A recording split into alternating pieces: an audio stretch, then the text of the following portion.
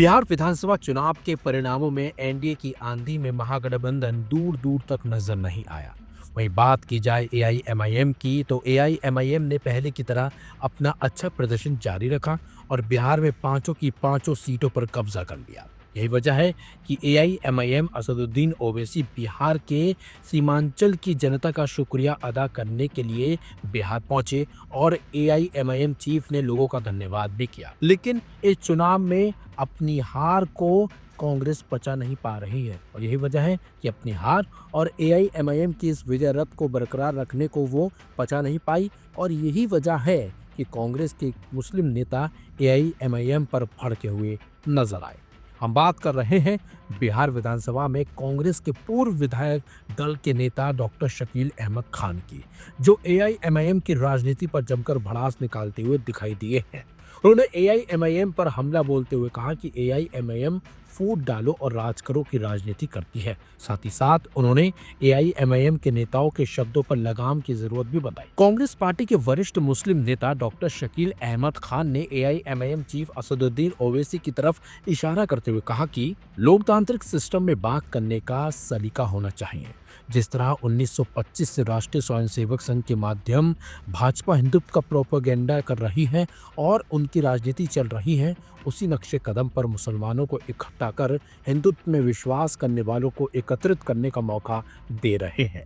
कांग्रेस नेता डॉक्टर शकील अहमद खान ने एआईएमआईएम पर निशाना साधते हुए कहा कि 5 विधायक जीत कर विधानसभा में क्या कर लेंगे। उन्होंने कहा कि आज भी देश की बड़ी आबादी विकास के पक्षधर है, सियासत का कारखाना अंदाज का मुखालफत करना होगा। कांग्रेस नेता डॉक्टर शकील अहमद ने आगे कहा कि ओवैसी पढ़ने लिखने के बावजूद जाहिलियत के डिजाइन में काम कर रहे हैं। साथ ही साथ उन्होंने असदुद्दीन ओवैसी से सवाल किया कि उन्होंने हैदराबाद में वक्फ बोर्ड की जमीन पर जो कब्जा किया है उसे कब खाली करेंगे। कांग्रेस नेता डॉक्टर शकील अहमद खान ने कहा कि देश की मुस्लिम समाज शांतिपूर्ण आपसी भाईचारे, लोकतांत्रिक व्यवस्था, संविधान और संविधान में वर्णित प्रोटेक्शन में विश्वास रखती है। उन्होंने चुनाव परिणाम पर केंद्र और राज्य सरकार के साथ साथ निर्वाचन आयोग की कार्यशैली को भी कटघरे में खड़ा कर दिया। वही सीमांचल पहुंचे असदुद्दीन ओवैसी ने वहां की जनता से क्या कुछ कहा, वो सुनिए।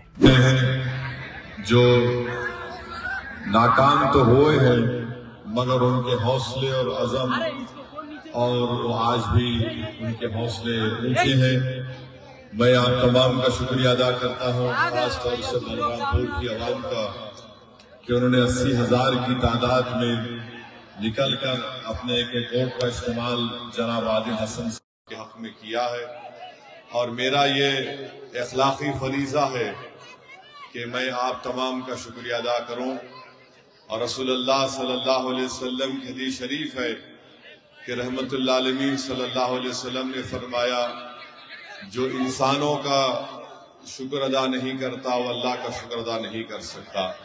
तो मैं आप तमाम का शुक्रिया अदा करने आया हूं और मुझे यकीन है कि इंशाअल्लाह ताला आदिल हसन साहब कुछ 250-300 वोट से एमएलए बनने से रुक गए। मुझे यकीन है कि इंशाअल्लाह ताला वो आपके दरमियान में रहेंगे, आपकी तकालीफ और आपकी नाइंसाफी के खिलाफ वो आवाज उठाते रहेंगे। मैं बलरामपुर की आवाम को इस बात का तयख्खुन दे रहा हूँ कि इंशाअल्लाह ताला हम भी और हमारे तमाम नौ मुंतखब शुदा अराकीन असम्बली बलरामपुर की आवाज बनकर आपके इस विधानसभा की आपकी तकालीफ को दूर करने की कोशिश करेंगे।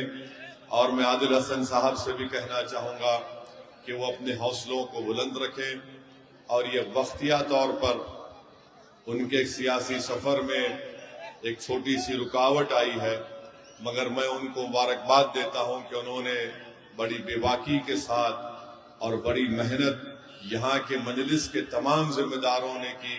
मैं उनका भी शुक्रिया अदा करता हूँ, आप तमाम का शुक्रिया अदा करता हूँ। और मैंने जो वादा आपसे किया है कि हम मजलिस इत्तेहादुल मुस्लिमीन की शुरुआत सीमांचल से किए थे, तो सीमांचल की लड़ाई ये हमारी लड़ाई है।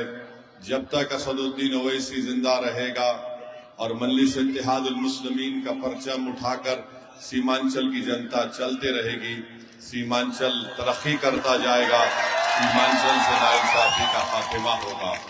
और इंशाअल्लाह आप देखेंगे कि हमारे ये 5 विधायक रुकन असेंबली बिहार की विधानसभा के दरो दीवार को हिला के रख देंगे सीमांचल के इंसाफ के लिए लड़ने के लिए।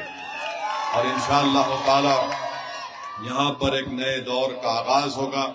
मैं फिर से आप तमाम लोगों का बहुत बहुत शुक्रिया अदा करता हूँ और इंशाअल्लाह ताला मैं आता रहा और आता रहूंगा, ये कहकर मैं आपसे इजाजत चाहता हूँ। अल्लाह सुब्हानहू व तआला आप तमाम की कोशिशों को कबूल करे और इंशाअल्लाह ताला जो लोग कह रहे थे कि ये हमारा लाल किला है, हमने बता दिया कि हमारे हरे के सामने कोई लाल नहीं ठहर सकता। अस्सलाम वालेकुम व रहमतुल्लाहि व बरकातहू।